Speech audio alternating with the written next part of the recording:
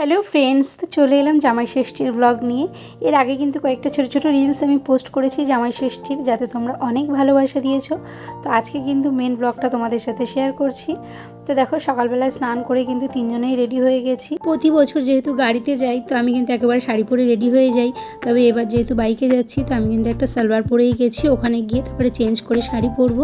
আর দেখো, রাস্তা থেকে কিন্তু মিষ্টিও নিয়ে নিয়েছি। আর আমার কিন্তু গাড়ির থেকে বাইকের সাফারটা বেশি ভালো লাগে, বেশ হাওয়া খেতে খেতে যাওয়া যায়।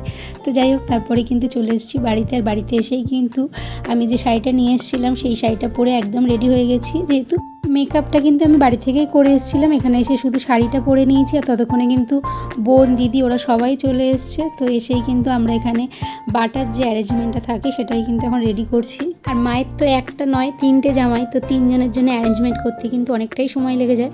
তো মা একা পেরে ওঠে না, ওই জন্য আমরা কিন্তু সবাই মিলে হাতে হাতে একটু গুছিয়ে দিই। আর এদিকে কিন্তু মাও শাড়ি পরে রেডি হয়ে গেছে। এবছর কিন্তু মা দেখলাম এলো করে শাড়ি পরেছে, তো এটা একটু নতুনত্ব দেখে আমাদের বেশ ভালো লাগলো।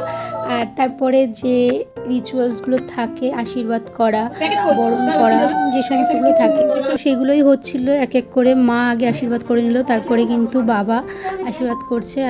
আর যেহেতু জামাই ষষ্ঠীর দিন প্রচণ্ড গরম ছিল, তো ওই জন্য ফ্যান ছাড়া একদমই থাকা যাচ্ছিল না।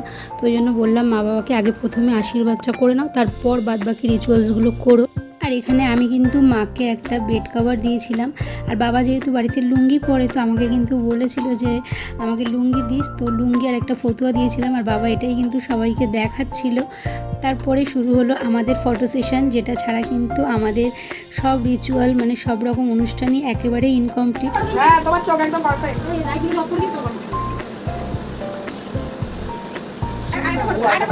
তো ফটো সেশন কিন্তু অনেক হয়েছে। এরপর খাওয়া দাওয়ার পালা। আর যেহেতু জামাই ষষ্ঠী শনিবার পড়েছিল, তো ওই দিন কিন্তু আমাদের পুরো নিরামিষ। আর যেহেতু আমরা 3 বোন মা, আমরা কিন্তু ষষ্ঠী করি, আমরা ভাত টাত খাই না ওই দিন। তো আমাদের জন্য কিন্তু ছিল চিড়ে, দই, খই, কলা, মিষ্টি, এই সমস্ত। আর জামাইদের জন্য মা রান্না করেছিল পোলাও, স্টাফ আলুর দম, পনির, চাটনি, পায়েস। জামাই বলে না, বাচ্চারা সবাই সেইগুলোই খেয়েছিল। আর রাত্রে ছিল লুচি, তার সাথে কিন্তু স্টাফ আলুর দম আর পনির খেয়েছিলাম আমরা রাত্রে। আর এটা ছিল পরের দিন তো সবাই ছিল, সবাই একসাথেই খাওয়া দাওয়া হয়েছিল। তো সব কিছু আর ক্যাপচার করা হয়নি, যতটা পেরেছি ততটাই তোমাদের সাথে শেয়ার করেছি। যেহেতু আমরা 3 বোন একসাথে থাকলে গল্পটা এত বেশি হয় যে ক্যামেরা অন করার কথা ভুলেই যাই।